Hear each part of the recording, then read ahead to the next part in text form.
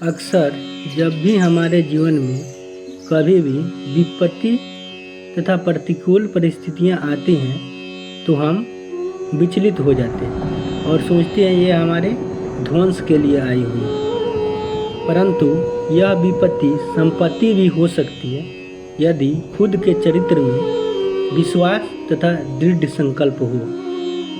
ऐसे ही श्रद्धेय दिनकर जी ने रश्मिरथी में विपत्ति का बहुत ही अच्छा से वर्णन किया।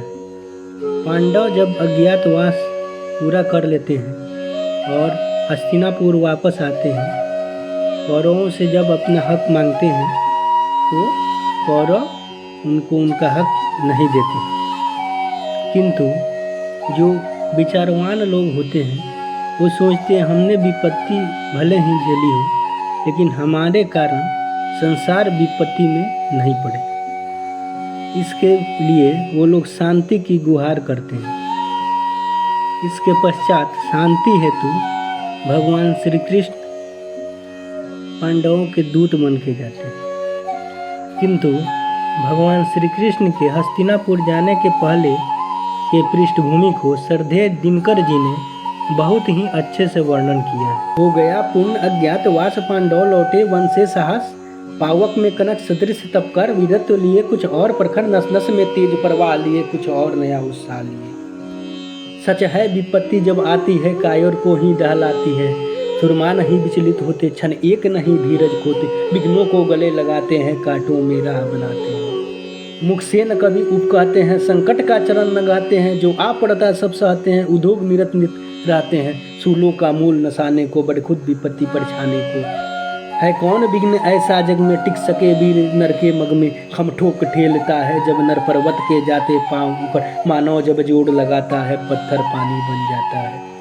गुण बड़े एक से एक प्रखर है, छिपे मानवों के भीतर, मेहंदी में जैसे लाली हो, बर्तिका बीज उजियाली हो, बत्ती जो नहीं जलाता है, रोशनी नहीं हो पाता है। पीसा जाता जब इक्षुदंड, झरती रस की धारा, अखंड मेहंदी जब सहती है प्रहार, बनती ललनाओं का सिंगार, जब फूल पिरोए जाते हैं, हम उनको गले लगाते हैं।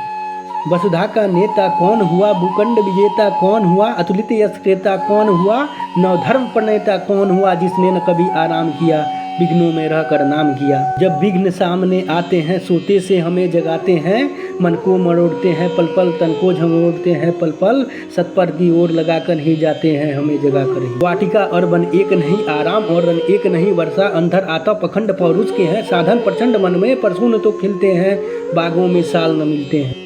कंकड़िया जिनकी सेज सुधर, छाया देता केवल अंबर, विपदाएं दूध पिलाती हैं, लोरी आंधियां सुनाती हैं, जो लाक्षागृह में जलते हुए ही सुरमा निकलते हैं। बढ़कर विपत्तियों पर छा जा मेरे किशोर मेरे ताजा, जीवन का रस छन जाने दे, तन को पत्थर बन जाने दे, तू स्वयं तेज भयकारी है, क्या कर सकती चिंगारी है। वर्षों तक वन में घूम घूम बाधा विघ्नों को चूम चूम, सा धूप घाम पानी पत्थर, पांडव आए कुछ और निकट, सौभाग्य न सब दिन सोता है, देखें आगे क्या होता है।